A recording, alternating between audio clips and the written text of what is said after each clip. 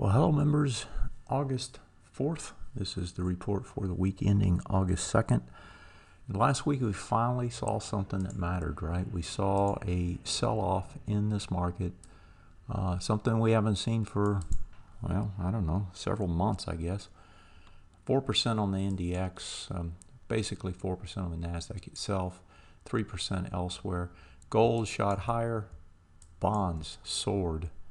The dollar basically ended up flat, even though it took a nice big spike earlier that week, sold back off at the end of the week. Year to date, still pretty good gains. It's interesting now that gold is starting to catch up with the gains that you see elsewhere on the board. I want to take first and talk about kind of a paradigm shift that's taking place in the world markets, and then we'll go into the technical part of the show as we usually do.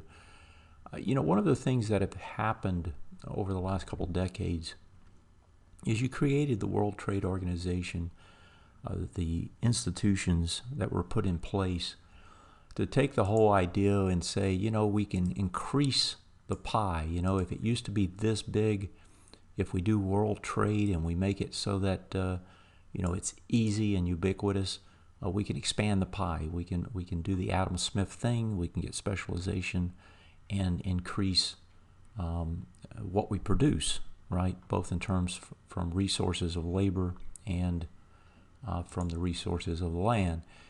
And the capital will seek those places where it's cheapest, right? And produce that stuff. Many who oppose that organization, they viewed it as the destructive, right? Exploitation, if you will, of those things. And in some sense, that's what it is. I mean, you are exploiting the natural resources and the labor cost, for capital gain. That's what capitalism always does. And so if you want to view it as bad, I guess you can. If you want to view it as good, you can as well. You can make both arguments. But now what's happening with this new administration here in Washington is that we're trying to gut this thing, right? We've seen this whole multilateral trade organization being changed to where now it's unilateral instead of, the Pacific Rim Trade Agreement or the North American Trade Agreement or the whatever. There was a number of these that have been put into place involving, multiple nations, maybe 4, 5, 6, 15, 20 in some cases. Now it's a one-on-one, right? It's the U.S. Well, I guess the replacement for the North American one is 2, but everywhere else you're seeing 1. You see one happening with the EU. You see one happening with Japan. You see one happening with Europe. Not Europe, but Great Britain. It's all unilateral now. That's all changed. That's outside this whole WTO framework. And it's a one-on-one where those in the power, that have the strength, in this case, the United States, is able to get a better agreement. And a lot of it's done through threats, through trade, tariffs. That's what we see with China. We saw it with Mexico. All of those, if you want to call it blackmail, as I put it here, you take your position of strength and you use it to your advantage. And in the case of Mexico, it brings us into something else, and that is where we're weaponizing this interdependence of nations. I mean, we've taken this whole WTO, which was trying to be outside of politics, even though some politics get into it. We've taken it now and we've weaponized it more. We weaponized it initially through Bush and Obama administrations with the SWIFT clearing mechanism, and with the laws that we passed to force banks around the world to give us information. Now we're weaponizing it farther. In the case of Mexico is the most obvious one, right, where we took political immigration policy and we used tariffs as a means of forcing Mexico, in this case, and other countries like Guatemala to do what we want for our political gain. That's different, and you're starting to see that now elsewhere. South Korea and Japan, right, doing the same thing now. Now you see that weaponization taking place, other countries taking advantage of their power, their control of resources. In the case of Japan and South Korea, it's Japan controlling chemicals to the South Korean chip industry. And so that regulatory body now in Japan is pressing Korea to forego reparations that they were working their way through the courts in Korea from Japan to Korea for the war atrocities way back in the World War II. And so anyway, the whole point here is that everything's been turned upside down. And what used to be a smooth, not so much smooth, but a process where goods in one country, right, flowed from that country to another and vice versa. And if labor was cheap over here, most of the production was done here, and the benefits of that were processed right back to the country that was importing, and the monies that flowed back increased the wealth of this nation. That whole process is breaking down. And that whole process, if you go back and look at your history books, looks a lot like the Smoot-Hawley back in the 30s, where we put tariffs on other nations and we forced what used to be this size pie into that size pie. We changed it, and we're doing the same thing now. It has risk associated with it, and that risk is where the pie shrinks for all and becomes less. And that's, I think, if you think about what's happening, that paradigm shift is taking place. The problem is, in my mind, a bigger problem is that nobody likes a bully. And those who are doing this bullying, those who are perceived to be doing that, are going to be seen as the enemy, and that's going to create friction. And that friction can spread from trade, right, to other means of friction like war. And I think that's a real risk. We'll see how it plays out. But at this point, economically, what affects us in this forum is that it's making the world a much more difficult place to trade and to deal with other nations. And it's making the pie that we all shared smaller. And so I just wanted to point that out because it's just something I see taking place, and I think it has an effect, and those things that have effect is something we need to recognize. Last week, if we go to the technical picture here, last week, we looked at this market, and I'm not going to go through all of this. I did document what happened, because a lot of times in the morning notes, I'm showing you what I'm seeing and telling you what looks to be taking place. And last week, we could begin to see, for a number of reasons, that this looked like up here that we were hitting some sort of a point where this market was going to try to sell down. On Tuesday morning, I talked about it. I said that, I was selling, I was distributing into this strength here. We got over the swing point high. Let me draw this a little bit more clearly. We had gotten, to go over it, we'd gotten over the swing point high. And then it was a little tight one, right? And the risk of failing it was fairly high. Got over it here, we failed it there. And then we immediately flipped back up and looked like we were going to run again, stagnated, and then started down again. And that was the day that I pointed out that, this was a place probably to lighten up your load a little bit if you could. And you had Tuesday was still that opportunity. The Fed was in front of us. Of course, the Fed came out, wasn't nearly as dovish as people wanted it to be, sold off. And then the very next day, it's hard to see, but the high was up here. The very next day, we flipped this around, right? Start up that morning, and it looked like everything that happened with the Fed was just going to be forgotten. But not to be. Tariffs on China. Trump announces Friday afternoon he's going to put another 10% now on the remaining $3 billion or $300 billion of Chinese imports. and all of a sudden this flips around, you get the momentum down.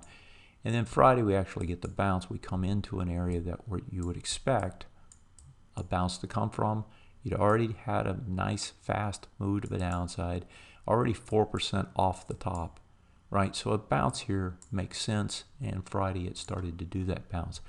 And if you look inside Friday, there was actually 2 or 3 attempts to break it down again after the initial plunge early morning, but was unable to. Volume lightens up a little bit on Friday, right? So the spill was really these 2 days. Starts to lighten up a little bit. In other words, the sellers are stepping away a little bit, and that suggests that you'll get some sort of a bounce out of this.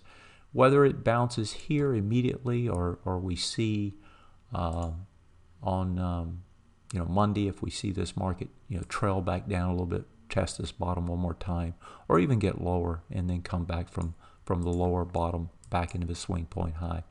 Whatever the case is, we're extended enough now to where you'd expect some sort of a bounce, and we'll get into that in terms of where that bounce is going to be.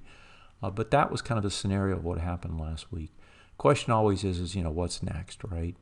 And if we look at that, it's not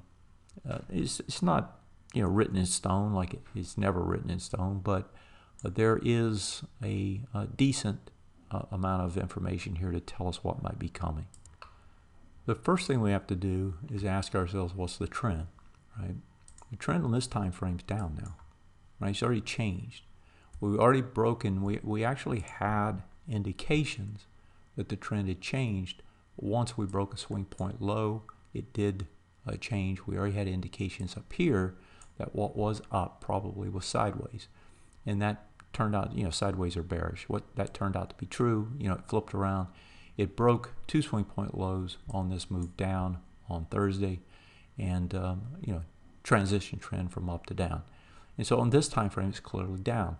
If we look elsewhere, though, it's not down, right? The benefit of the doubt, you always have to stay with the trend. The benefit of the doubt has to be up as long as the trend remains up, and it is. And we haven't broken the bottom of the retest regen zone. That retest regen zone is right there. We're in the middle of it now, right? And this is where you would expect it to regen, if it can, right, to the top side. Now, not only is there this one, right, you've got this one here, but you've also got another one from over here on the way up. And so actually I should take that back. I'm incorrect, because this one has already failed on this early one. So it's this one up here. Coming into it, should try to regenerate higher. If it doesn't, you'll get a bigger spill, just like we did when this one failed to regenerate, right? You get a bigger spill. And so again, so far, trend's still up. We don't have any warning sign yet that it's not. That warning sign would be a break of this swing point low on a closing basis. Trend's up, and of course on the monthly, trend is up. And so trend still remains up.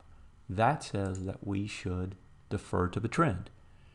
If you're doing anything that's beside short-term trading type stuff, right? Anything longer term, we should be deferring to the trend. Trend is up. And so that's the trend part of it. The other part of it is the technical, trading part of it, which is like, when do you get in, when do you go out? I already talked about, the ideal up here is that you probably should try to sell into some of that strength so that you could buy back cheaper, and the buyback is in this area. And so if we're looking at just the damage has been done, on the daily, damage has been done. It's changed trend. Now you should get some sort of a bounce. And the question always, as we've said many times before, is what happens on the bounce. This is the retest regen zone now on the bounce, the bearish retest, and because we broke 2 of them, there's going to be 2. And so the overlap of that area is the area that you have to be concerned with, right? Because that's where things can get dicey, and that area is right there. It's about 29.70 to about 29.80. So on the flip back up, that would be the area that you have to be most concerned about. And if you think about it and just kind of draw it out mentally, it could set up a bounce to that area. It could set up another ABCD down, right? That could take us into the next retest regen zone that's way back here on the S&P 500. And so if we look at that, right, we could see that we could end up a second test of, a first test of this area. The breakout was here, and that definitely should be bought. The problem is that's another 100 points lower from where we closed, or almost, right? That's, not quite. It's maybe 70, 80 points. So the bounce, a retest, or a regenerate to the downside could lead us to a test of this zone. This is the sweet spot in terms of where to load, not so much load up, but certainly buy more on the way down. And so that's what we should be focused on if in fact this failed bounce takes place. And that's what I would be looking at from a trading perspective on the way back down. So the damages on the daily charts, weeklies, monthlies still look fine. The sectors themselves have extended to price points. If we pull up some of the sectors and look at them, they've extended to price points now where they should probably get bounces as well. I could just pull them up randomly. XLB right at a swing point lows. This is where all the volume is on the daily. Should get some sort of a bounce. If we look at the communication sector, coming into a swing point high again. If you look at it on the weekly, doing a full retest, regen, all these things make sense as to where bounces should come in. And so when I look at these, I think to myself, okay, this all looks normal, right? Everything looks normal so far. And that's why you have to defer to the trend, because it's no issue as to which way the markets still point.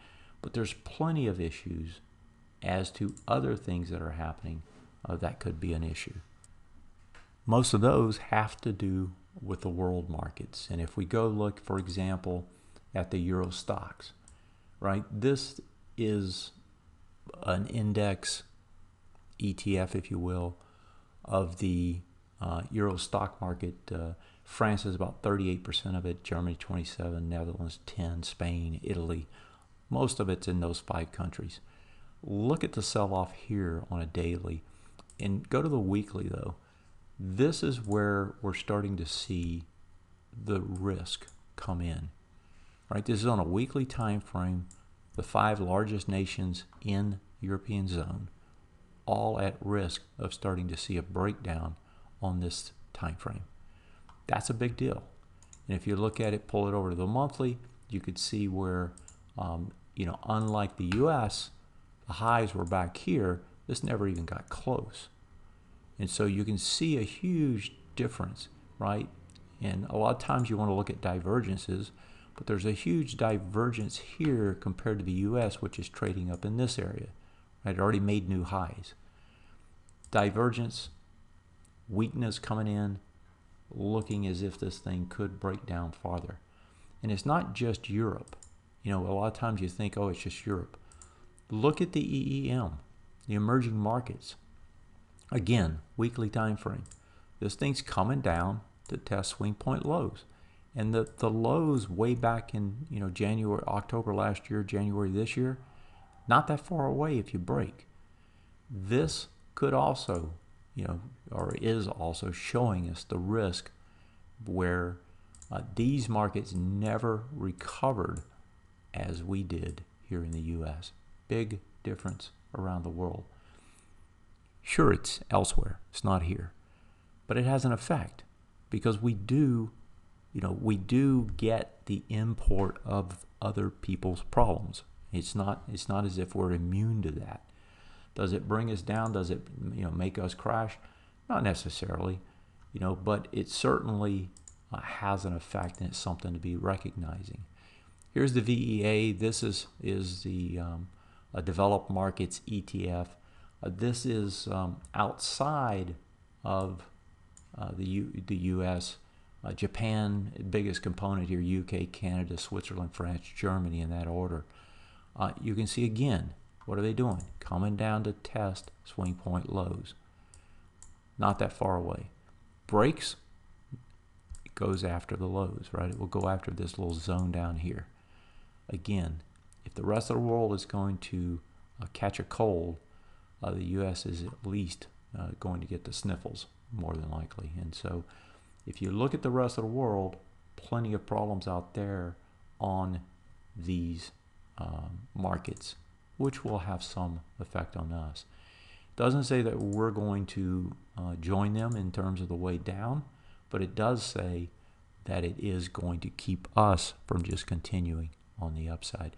Domestically, if you look at some of these other indexes, XLB, we just pointed out, coming down to test the swing point lows. The thing that I wanted to point out is three of them, XLB is one of them, have broken now on the bullish retest regens. And so on a weekly basis, it says that what was up is probably not up anymore. It's probably sideways at best. And so this particular market, even though it had a nice big spike to be upside, that continuation doesn't look to be in the cards at this point. That's true here. It's true financials, right? We had that big sell-off on the financials. That also broke that swing point high low. And we also saw it in the XLY, the consumer discretionary, which was a little bit interesting. I didn't expect to see it here, but it did break as well on this one. And so domestically, we're starting to see, what was up sideways. That all suggests that we've got some sort of a range probably going to attempt to manifest itself. The other thing we've seen and continue to see is, the issues in the bonds in terms of negative rates. Germany touched into negative rates across all maturities. 30-year went negative last week. The yen breaks out to safety if we look at the currencies. Now the U.S. dollar actually had a nice big push, but the came back in off of what happened with the tariffs. But if we look over at the flight to safety, here's the yen. The yen breaks out on the daily, breaks out on the weekly. That suggests it will continue. That's going to continue to put pressure on their market. And domestically, it's telling us that there's a flight to safety. We're moving away from risk. If you remember last week, I commented on Tuesday and I think it was on Wednesday that both Monday and Tuesday saw risk off in the high flyers in the United States. So, I mean, if you look at, stocks that I watch, like Team or Now or some of the other high flyers, Beyond was a special case. They all came off. Risk came off. Tesla, so forth. All of those suggest that. Same thing here on the Swiss franc. Both of those people move towards those currencies when things look dangerous to them. So what's the bottom line of all of this? Where do we think things are going to go? I've kind of talked about this already. I talked about the ABCD structure. I've already kind of laid all this out. You got to defer to the trend. If you're trading this market, right, if you're looking at the trading, it would take a break, if you're investing, it would take a break below about 27.17 to really put the bullish trend into question. And if we look at why that's the case, let me pop up that chart again. The reason for it has to do with the weekly chart. If we bring the weekly chart up, the two things you want to look for is bullish retest regens. You got the first one up here. If that breaks, that's a problem. That says that what was up is probably sideways, and we're not that far away. If that get that ABCD structure down, that will happen. The next test is back here. It's the retest regen of this swing point high. Now, the breakout was here. So you already had a retest there, a second retest here. Coming back the third time, right, odds get really bad that that's going to hold again. And so that's a real problem if you get into it.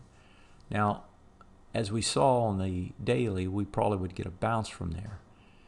But I don't know that bounce would take us back to the highs. And if you do get a break of this level, this market at that point is going to be down 10%.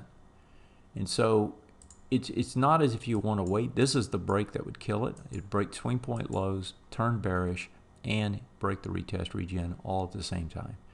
And so if that took place, right, that would really call this whole move up into question. But remember, that's halfway up, right? From there to there, that's about halfway. It's getting close to it. that's most of the gains on the year, or at least, a little bit more than half of them. So I would be, negligent if I didn't say, you wait. If I said you wait until here to decide, you can't. You have to take some off when you can, with the idea that if you're wrong, and this is from an investment point of view, if you're wrong and if this thing starts to take off again, you lose that delta and you buy it again. And you just say, that's the cost of being safe. If you're trading it, of course, you're trading off the daily and the weekly. It's a little bit different. You can do a lot different things. I kind of outline those here if you want to read through them. But essentially, you're buying and selling those key points on the way up and the way down. And you're expecting a range to set up, and you're trading that range. And so that's where the focus should be. Essentially, if you look at the numbers here, if you sold out some in this area Tuesday when I talked about it, right? If you sold out up here, you can afford to buy some back here. If it goes a little bit deeper, you buy a little bit more of what you sold. And you get most of it back on the table, expecting a bounce. And then you sell into the bounce part of it, and you see what happens. If it comes and flips back down, you sell the rest as it flips, right? And then you look for deeper, right? And then you buy more on the way down. And so, if you're trading it, you use those levels. You know the places where things should happen. You know that when you come back into this area, as we were talking about, you should get a buy there, right? Odds are heavy that you should get a buy in this area. And so if it comes down in there, that's where you buy it. But you have to flip some of it and then hold the rest. And then if it does continue up, use the next retrace to add the rest back and get fully invested again. And so that's, if you're trading, that's the way you do it. If you're investing, you just take some off, you wait. You take some off here, you wait. You don't try to buy it here, you just wait. If it comes back up and this retest regen fails, then you put it back on. And you're back to where you were, and you really didn't lose anything. If this thing had not failed here and actually continued up, then you simply have to find the next retrace and put it back on, and you lose your delta. That's kind of the risk management. The technicals tell us what to do. The risk management tells us how to do it. And that's dependent on what you're trying to do, your time frame, and your risk tolerance. Finally, let's move on to the fundamental political. I've gone too long here. I'm not going to go over. There's not a lot of data. Last week, things were bad. Tariffs, the Fed, the data, all of it was bad. Next week, not much information. This market's going to trade probably on news reels on whatever happens there. Best case, I think you come back into a full retest regen. Most likely case, kind of struggle to be upside. Worst case, sells back down, comes into that area we just talked about, gets a bounce from there. That's where we're at. Have a great one. Thanks for joining me. Take care.